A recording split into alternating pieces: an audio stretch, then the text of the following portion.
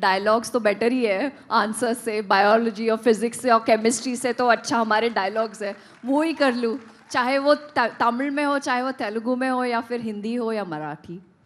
अगर आपको तरक्की चाहिए, अगर आपको सक्सेसफुल होना है कोई भी काम में, सो स्पेशलाइजेशन बहुत ज़्यादा ज़रूरी है। स्पेशलाइजेशन के लिए ऑब्सेशन चाहिए होता है, और ऑब्सेशन तभी आएगा जब पैशन। लखनऊ आना कैसा लग रहा है आपको? बहुत खूबसूरत शहर है, बहुत अच्छा मौसम है, इतनी सुंदर सुंदर इमारतें दिख रही हैं। बेचारे सब बेचारे धूप में धूप में बैठे बैठे। नहीं, हवा तो चल रही है यहाँ तो धूप में कि धूप लग रही है क्या भाई? पहले भी आप आए होंगे ठीक है ना। सिद्धांत, पहले भी आप आए होंगे लखनऊ? जी जी, मैं आया हूँ यहाँ पे, बहुत पहले आया था, करीबन कुछ 6-7 साल पहले आया था, तो किसी की शादी में आया हुआ अब था की यहाँ बार काम के लिए आए हैं? पे। नहीं, आपसे बातचीत करने आया हूँ। वही काम ही है ये। नहीं नहीं, काम कहाँ है, ये तो मतलब फिल्म आराम का जैसा लग रहा है। प्रमोशन है, 20 फरवरी इसकी तारीख है। जी, जी। इसकी तारीख का भी कोई रेलेवेंस है? देखिए, वैलेंटाइंस डे पे हमको आना था, हाँ, फिर बट मुझे लगता है कि वैलेंटाइंस डे एक सिर्फ 14 फरवरी नहीं होता, मुझे लगता है पूरा महीना वैलेंटाइंस का होता है। तो फरवरी में कभी भी आएँ, और मौसम अच्छा होता है, और लोग रोमांटिक, जो एक महसूस, एक हवा में एक रोमांस फैला होता है, तो मुझे लगा कि यार ये बहुत अच्छी डेट है कि हमको मिल गई। इफ गिवन और फरवरी इनके लिए लकी भी है क्योंकि इनकी गली बॉय रिलीज हुई थी, 14 फरवरी को वो रिलीज़ हुई थी, और गहराइयाँ 11 फरवरी को रिलीज रिलीज़ हुई थी। तो चलो। फरवरी। फरवरी अगर मैं आप दोनों की राय जानना चाहूँ, OTT वर्सेस थिएटर, क्या OTT पर फिल्म लॉन्च करना फिल्म के लिए बेहतर होता है, या फिर पहले थिएटर और फिर OTT? ये सवाल आप प्रोड्यूसर से ही करें तो अच्छा है, क्योंकि हम What is your personal choice? Personal choices जो एक चीज Not in common, relevance with this film, in general. देखिए कुछ फिल्में होती है जो OTT के लिए ही बनती है फ्रॉम डे वन, और कुछ फिल्में होती है जो थिएटर के लिए बनती है। तो जब हम मूवी साइन करते हैं तभी हमें पता होता है कि ये OTT के लिए है या फिल्मों ये थिएटर बड़े पर्दे के लिए। सिद्धांत, आपके लिए क्या ज़्यादा ज़रूरी है, OTT या? देखिए, मैं OTT से आता हूँ। पहला मौका मुझे इनसाइड एज एक शो था जिसमें मैंने क्रिकेटर प्ले किया था, तो पहला मौका मुझे OTT से मिला, तो मेरे लिए तो वो एक जन्म स्थल जैसा है। और उसके बाद फिल्मों में आया, क्योंकि हमेशा से सपना ये था कि जब थिएटर में जाते थे समय निकाल के पिक्चर देखने बड़े पर्दे पे, तो एक मज़ा ही अलग आता था।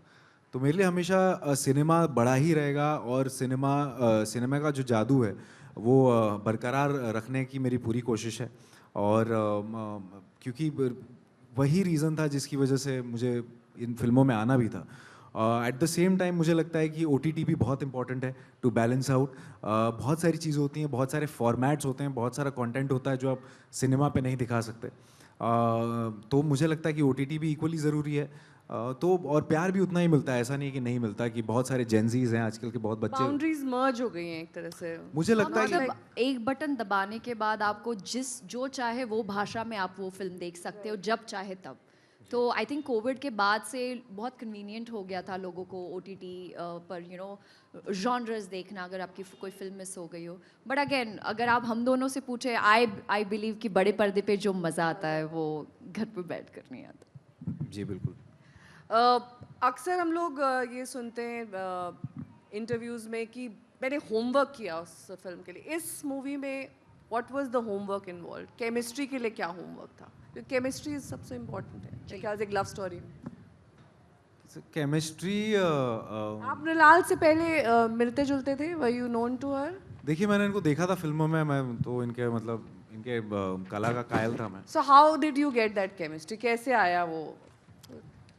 देखिए, केमिस्ट्री तो देखिए होमवर्क नहीं करना होता केमिस्ट्री के लिए, तो आई थिंक वो लाइव एक ट्रांसपेरेंसी होती है, ट्रस्ट होता है। केमिस्ट्री के लिए सबसे इम्पोर्टेंट फ्रेंडशिप होती है, एक दूसरे के ऊपर ट्रस्ट कि कुछ अगर कोई लाइन भूल रहा है तो संभाल लेना, या मैं भूल रहा हूँ तो वो संभाल लेती हैं, और हंसी मजाक। तो धीरे धीरे एक फ्रेंडशिप डेवलप होती है, जो ट्रस्ट और भरोसा जब आता है तो अपने आप वो दिखने लगता है, एक ऑनेस्टी आपको।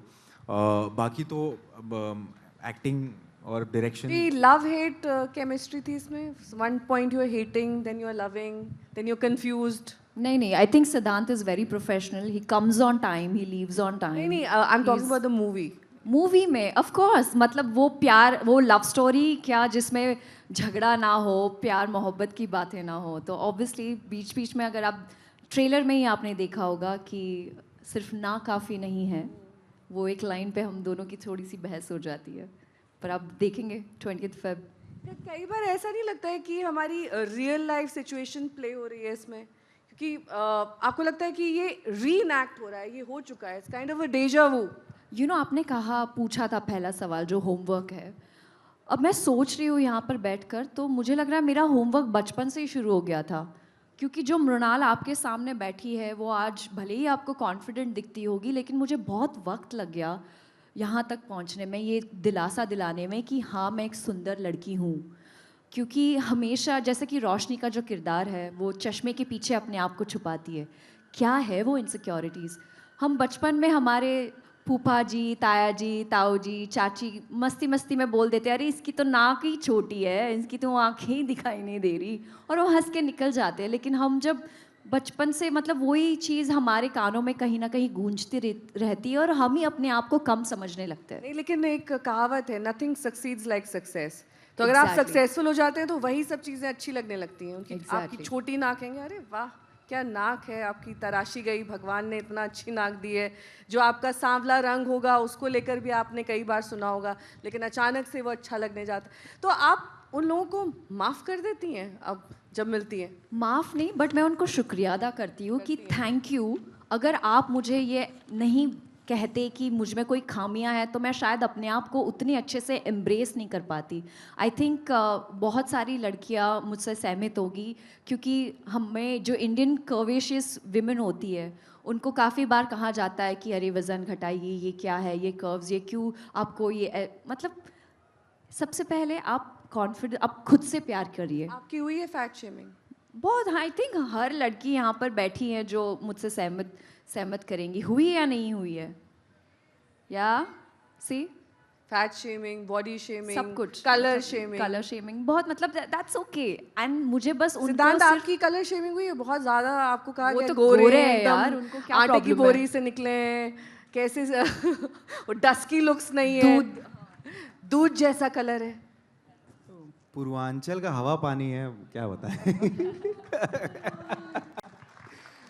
माँ का प्यार है, जो भी है। अभी देखिए, अभी मैं इनफैक्ट इनसाइड एज में मेरा अलग है। इनसाइड एज में मुझे थोड़ा टैन किया गया, गली बॉय में मैं टैन था, गहराइयाँ में मैं टैन था, धड़क के लिए स्पेशली मुझे बोला गया कि अरे इसको क्यों तुमने टैन क्यों कर दिया।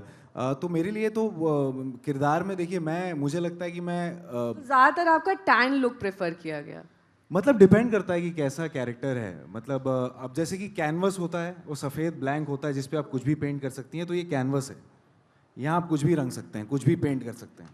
जब सांवले को सफेद किया जा सकता है तो सफेद को भी सांवला कर दिया। देखिए एक्टर है, हमारा काम आई है। थिंक अभी हम लोग परे है ना सेड, उससे काफी लाइक मतलब इस चीज से ऊपर हो गए। आज इम्पोर्टेंट ये है कि सिद्धांत आपकी acting चतुर्वेदी क्या है? ने इनसाइड एज में जो इतना बेहतरीन काम किया, और वही लड़का आज गली बॉय जैसे MC शेर का किरदार निभा रहा है, ज़मीन आसमान का फ़र्क है। मतलब all you need is talent, फिर रंग कुछ कोई भी हो, कितनी मायने नहीं दीवानगी रखता। चाहिए होती है, कितना जुनून चाहिए होता है एक एक्टर बनने के लिए। मैं जानना चाहती हूँ हमेशा से, क्योंकि हमारे प्रोफेशन में बहुत जुनून लगता है, इसमें कोई टाइमिंग नहीं फॉलो हो सकते। कई बार आप कड़ाके की धूप में भी कर रहे होते हैं, कई बार आप ऐसे टेम्परेचर्स में भी जाते हैं, रिपोर्टिंग करते हैं। आपके प्रोफेशन में भी लगभग वैसा ही है, कितना जुनून लगता है उसे करने? मुझे लगता है कि चाहे वो कोई भी काम हो, अब इसलिए नहीं बोल रहा हूँ कि डिप्लोमेसी है, मैं जेन्युइनली बिलीव करता हूँ ये। चाहे जब मैं CA कर रहा था, चाहे जब मैंने अपने दोस्तों को देखा है जो काम करते हैं कॉरपोरेट में, कोई भी काम हो, छोटा या बड़ा हो, चाहे एक लकड़ी उठाने का काम हो, चाहे ट्रक चलाने का काम हो, चाहे एक्टर बनने का काम हो, जर्नलिज्म हो, कॉरपोरेट हो, बिजनेस हो, स्टॉक मार्केट हो, पॉलिटिक्स हो, जो भी काम है इस दुनिया में, या मुझे लगता है कि बहुत ज़्यादा जुनून, अगर आपको तरक्की चाहिए, अगर आपको सक्सेसफुल होना है कोई भी काम में, सो स्पेशलाइजेशन बहुत ज़्यादा ज़रूरी है। स्पेशलाइजेशन के लिए ऑब्सेशन चाहिए होता है, और ऑब्सेशन तभी आएगा जब पैशन है।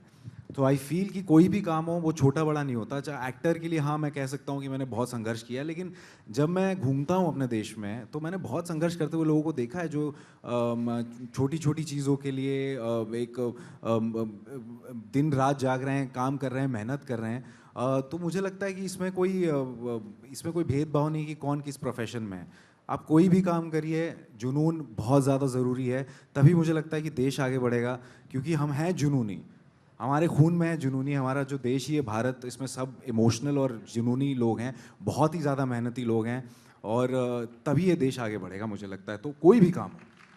मृणाल, पिक्चराइजेशन ऑफ सॉन्ग्स में भी एक ट्रांसफॉर्मेशन आया है, वो भी काफ़ी रियल टाइम हो गए हैं। पहले जिस तरीके से पिक्चराइज होते थे वो काफ़ी artificial, not so real to life लगता था, क्योंकि आप सिर्फ वही एक सॉन्ग को इमोट कर रहे होते हैं। अब मैं देखती हूँ कि जो प्रोमोज भी हैं उसमें ये दिखता है कि आपके कोई सीन का इनैक्टमेंट है, उसी में बैकग्राउंड में चल रहा है, बहुत ज़्यादा लिपसिंग की इन्वॉल्वमेंट नहीं होती। क्या ये सच है? अब transformation in the picturisation of songs? Basically montages बहुत शूट होते हैं, लिपसिंक कम हो गया है, यही। क्योंकि हमारे पास उस वक्त गाना नहीं था। नहीं, मतलब गाने की तो ऑब्वियसली एक पहले 8-8 गाने होते थे, अब मुश्किल से 1 या 2 गाने होते हैं, और उस पर भी कई बार प्रोमो शूट होते हैं। तो आई वाज जस्ट आस्किंग कि उसका पिक्चराइजेशन कितना अब फर्क हो गया? I think is that good और बैड? जी, सी इट्स गुड ओनली।